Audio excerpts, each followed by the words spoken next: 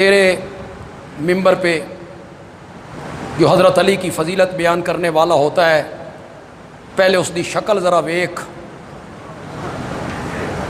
हज़रत अली नाल मिलती है, हज़रत अली से मिलती है उनकी शक्ल। हज़रत अली के चेहरे पे तो दाढ़ी की सुन्नत मौजूद है जो उनके पूरे सीने को भर लेती है। अली हाफिज़ कुरान,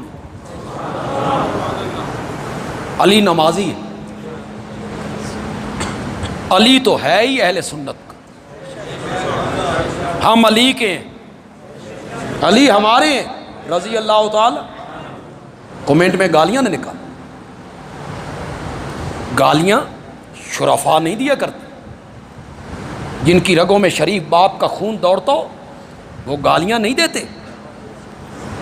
जिन्होंने बाहया माँ का दूध पिया हो वो गालियां नहीं देते, बस एक लफ्ज़ कह देते हो हज़रत अली का बुग़्ज़ है, हज़रत अली के दुश्मनों पे लानत।